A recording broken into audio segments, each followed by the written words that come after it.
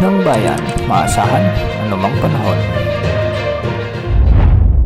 Magandang araw po sa ating lahat. Ngayon ay araw ng Biyernes, October 31, 2025 at narito na ang pinakahuling update sa magiging lagay ng ating panahon. Patuloy nating minomonitor ang LPA o Low Pressure Area na posibleng maging bagyo sa mga susunod na araw at may mga weather systems din tayong nakakaapekto sa ating kapuluan ngayong araw. Unahin natin ang Intertropical Convergence Zone na kung saan nagdadala ito ng maulap na papawirin na may mga kalat-kalat na pagulan at thunderstorms sa buong Metro Manila, Calabarzon, Mimaropa, Western Visayas sa may Negros Island Region.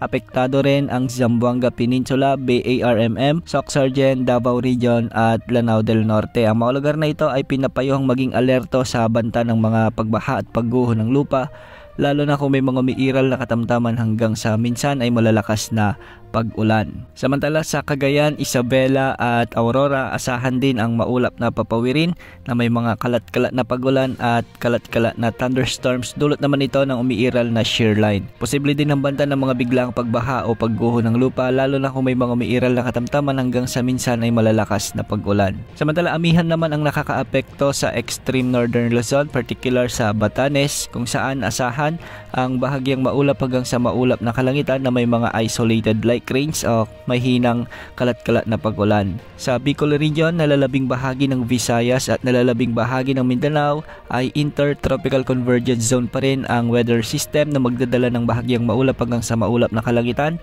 na may mga isolated rain showers and thunderstorms. Posible pa rin ang banta ng mga pagbaha at pagguho ng lupa, lalo na kung may mga umiiral na severe thunderstorms. Samantala localized thunderstorms naman ang weather system na makakaapekto sa nalalabing bahagi pa ng Luzon. Asahan din ang bahagyang maulap hanggang sa maulap na kalangitan na may mga isolated rain showers and thunderstorms. Sa hapon at gabi, mag-ingat pa rin sa banta ng mga malalakas na pag-ulan o severe thunderstorms na posibleng magdulot ng mga biglang pagbaha o pagguho ng lupa. Para sa lagay ng mga pag-alon sa ating karagatan, ang mga karagatan sa Northern Luzon ay posibleng umabot ang mga pag-alon hanggang 2.8 meters. Sa Visayas at nalalabing bahagi ng Luzon, posible hanggang 2.1 meters. Sa Mindanao, posible rin ang mga pag-alon hanggang 1.8 meters. Samantala, patuloy nating minomonitor ang LPA o Low Pressure Area na huling namataan sa layong 1,600 kilometers silangan ng southeastern Mindanao. Sa ngayon, nasa katamtaman na ang tsansa nito na lumakas bilang bagyo sa susunod na 24 oras at sa araw ng linggo ay inaasahang makakapasok na ito sa ating area of responsibility. Papangalanan ito ng Pag-asa bilang bagyong Tino o ang pang-20 bagyo ngayong taon na papasok sa ating area of responsibility. Ayon sa pagtataya, posibleng dumaan ito sa bahagi ng Visayas region at maglalandfall sa bahagi ng Eastern Visayas. Dadaanan nito ang mga rehiyon sa may Cebu Province, Negros Island Region, sa may Panay Island at sa may northern part ng Palawan.